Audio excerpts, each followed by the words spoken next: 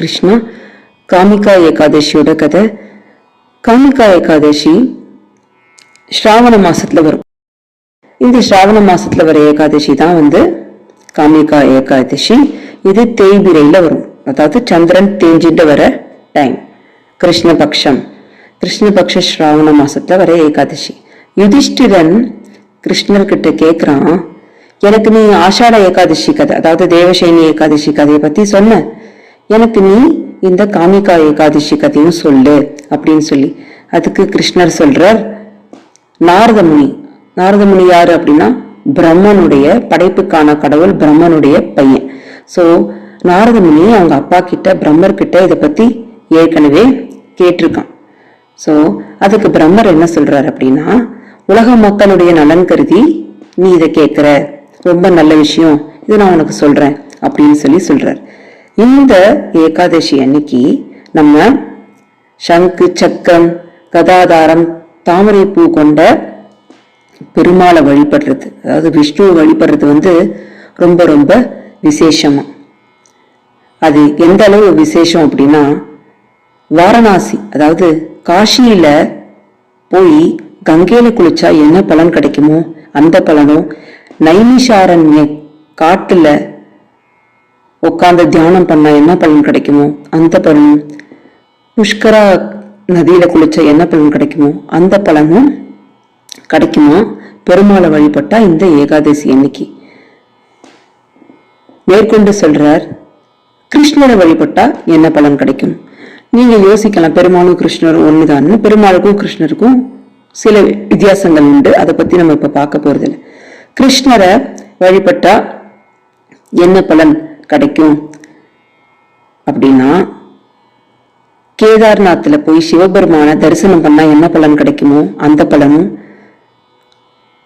சூரிய கிரகணம் அன்னைக்கு குருக்ஷேத்ரால குளிச்சா என்ன பலன் கிடைக்குமோ அந்த பலன். குருக்ஷேத்ராங்கிறது மகாபாரத போர் எங்க நடந்தது அப்படின்னா குருக்ஷேத்ரால நடந்தது. அது ஹரியானால இருக்கு. சோ அது ஒரு தர்மக்ஷேத்திரம். அங்க குளிச்சா என்ன பலன் கிடைக்குமோ அந்த பலனும், ஒரு முழு பூமிய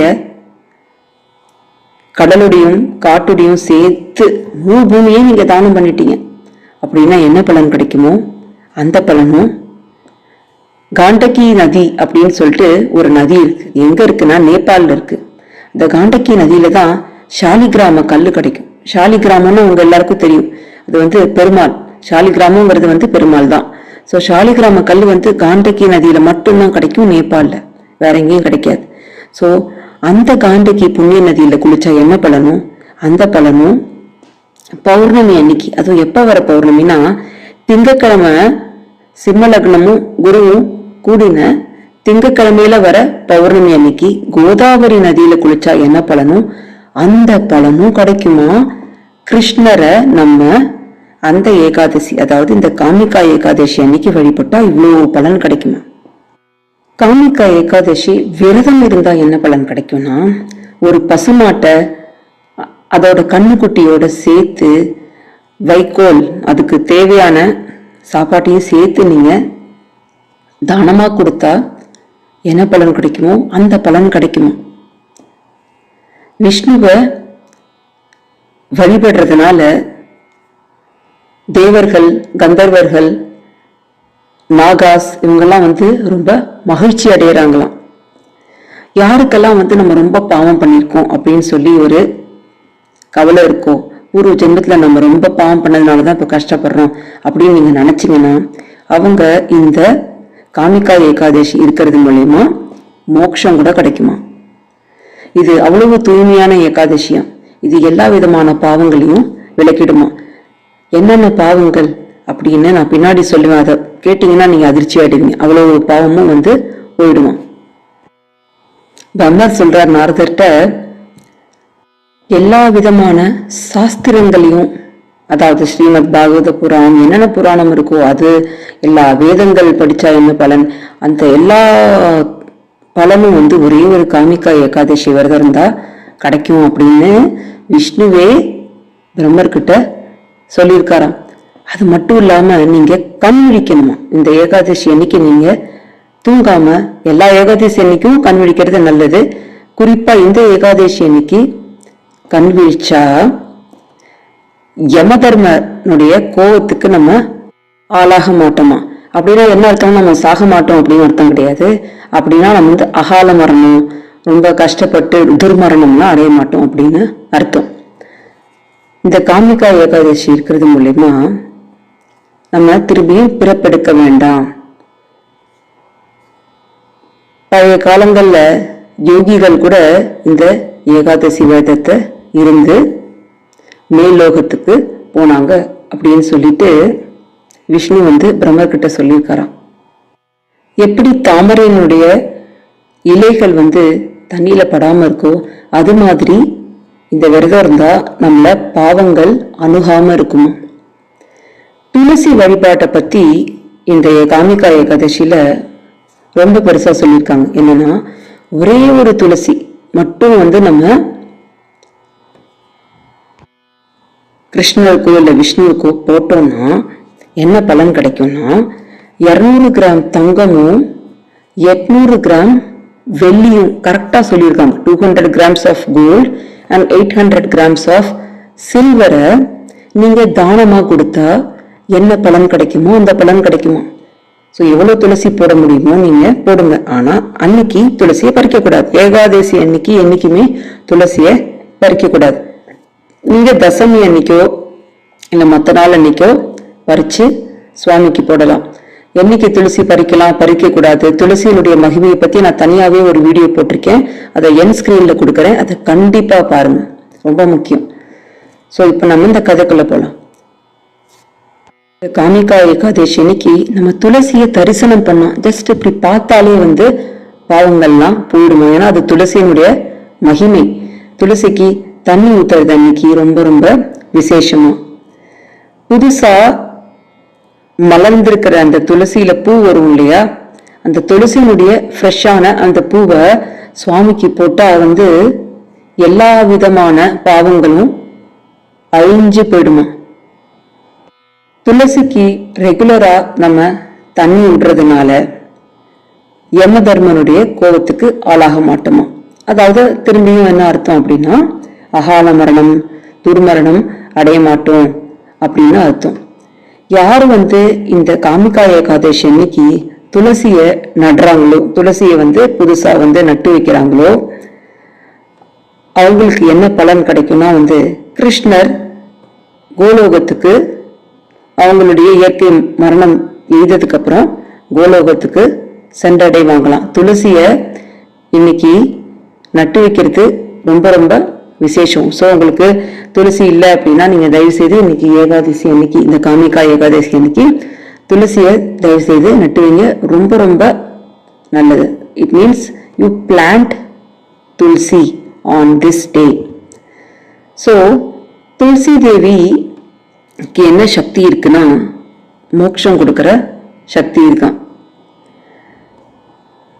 சித்ரகுப்தன் அப்படின்னு யாரும் உங்களுக்கு எல்லாம் தெரிஞ்சிருக்கு. யம தர்மராஜனுடைய செக்ரட்டரின்னா செயலாளர். யம தர்மராஜன் என்னென்ன சொல்லுவானோ எல்லாத்தையும் சித்ரகுப்தன் செய்வான். ஸோ சித்ரகுப்தன் தான் வந்து நம்ம என்ன பண்றோம் ஒரு நாளைக்கு அப்படிங்கறத வந்து இன்னைக்கு யாரை திட்டிருக்கோம், யாரை வந்து நம்ம சாபம் விட்டுருக்கோம் அப்படின்னு எல்லாத்தையும், நீங்க என்னென்ன தர்ம காரியங்கள் செஞ்சிருக்கீங்க, என்ன நல்லது பண்ணிருக்கீங்க, எல்லாத்தையும் A to Z சித்ரகுப்தன் எழுதி வைப்பான்.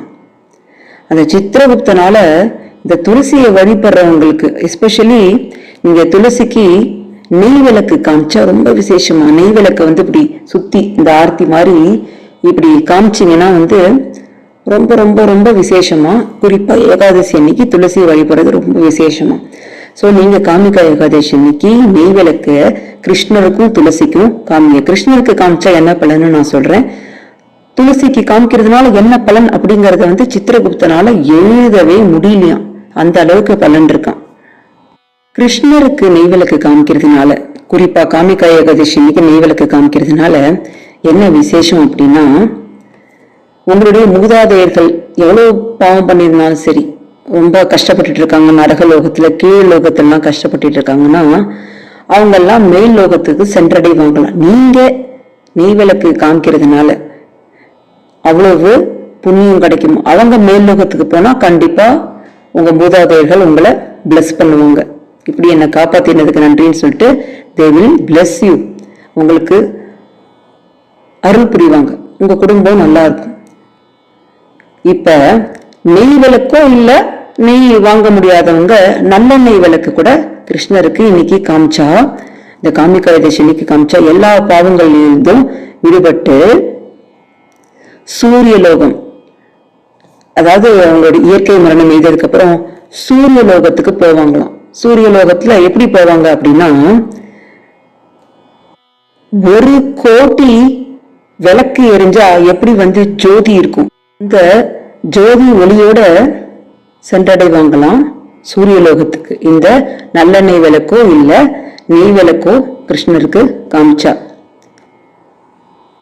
விரதம் இருக்க முடியாதவங்க கூட மேல் லோகத்துக்கு போவாங்களாம். மூதாதையர்களும் மேல் லோகத்துக்கு போவாங்களாம்.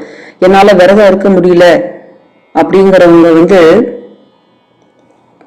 இது மாதிரி சிம்பிள் ப்ரொசீஜர்ஸ், துளசிய கிருஷ்ணருக்கு போடுறது, அப்புறம் நெய் விளக்கு காமிக்கிறது, நல்லெண்ணெய் விளக்கு காமிக்கிறது, துளசிக்கு தண்ணி விடுறது, துளசியை நட்டு வைக்கிறது, இதெல்லாம் பண்ணாலே அவங்க மேல் லோகத்துக்கு போவாங்களாம். இதுக்கு என்ன அர்த்தம்? ஏகாதசி விரதம் இருக்க வேண்டாம் அப்படின்னு அர்த்தம் கிடையாது. இதோட பலனை கூட்டி சொல்றதுக்காக இது அவ்வளவு இந்த சின்ன சின்ன ப்ரொசீஜர்ஸ் அதெல்லாம் சொன்னேன் இல்லையா, அதெல்லாம் அவ்வளவு உயர்ந்தது அப்படிங்கறத தெரிவிக்கிறதுக்காக தான் இப்படி சொல்லியிருக்கு. நீங்க உடனே ஓகே நம்ம ஏகாதசி விரதம் இருக்க வேண்டாம், ஜஸ்ட் நெய் விளக்கு மட்டும் காமிக்கலாம் அப்படின்னு நீங்க தயவு செய்து அர்த்தம் எடுத்துக்காதீங்க. சோ கிருஷ்ணர் யுதிஷ்டன்ட்ட என்ன சொல்லி முடிக்கிறார் அப்படின்னா, இதெல்லாம் பிரம்மர் நாரத முனிட்ட சொன்னதா கிருஷ்ணர் யுதிஷ்டன்ட்ட சொல்லிட்டு இருக்கார். சோ நான் முன்னாடியே சொன்னேன் உங்களுக்கு, பின்னாடி என்ன பலன் சொல்ல போறேன், அதாவது இந்த விரதம் இருந்தா என்னென்ன பாவங்கள் போகும் அப்படின்னு நான் சொன்னா நீங்க அதிர்ச்சி ஆயிடுவீங்கன்னு சொன்னேன் இல்லையா, அதை இப்ப சொல்றேன் பாருங்க. பிராமண ஹத்யா, பிரம்ம ஹத்யா, அதாவது பஞ்சமகா பாவங்கள், 5 மிகப்பெரிய பாவங்கள்ல இந்த பிராமண ஹத்யா, பிராமணர்களை கொல்றது, அப்புறம் கருக்கலைப்பு கூட பஞ்ச மகா பாவங்கள்ல செகண்டா சொல்லியிருக்கு, 2வதா சொல்லியிருக்கு. அதுக்கப்புறம் ஒரு உத்தம ஸ்திரீய, ஒரு உத்தமமான பெண்ணை களங்கம் கற்பிக்கிறது, அப்படி இல்லைன்னா கொல்றது, இதெல்லாம் பெண்களை ஸ்திரீ ஹத்யா, பெண்களை கொல்றது ரொம்ப மிகப்பெரிய பாவம்.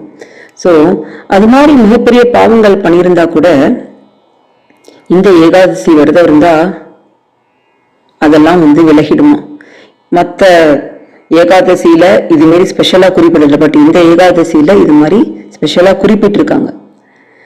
யாரெல்லாம் இந்த காமிகா ஏகாதசி கதையை கேட்கிறாங்களோ, கதையை கேட்கறவங்க பாவமும் நஷ்டமாயிடுமா. சும்மா கதையை கேட்டாலே நஷ்டமாயிடுமா.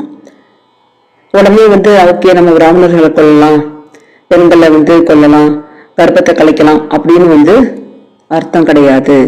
பிகாஸ் ஒரு விஷயம் தெரிஞ்சது, பாவம் தெரிஞ்சதுக்கு அப்புறம் அந்த பாவத்தை செஞ்சா அதுக்கு பிராயச்சித்தமே கிடையாது அப்படின்னு சாஸ்திரங்கள்ல சொல்லியிருக்கு. யாரு இந்த கதைய நம்பிக்கையோட கேட்டு, எந்த விதமான சந்தேகமும் இல்லாம நம்பிக்கையோட கேட்டு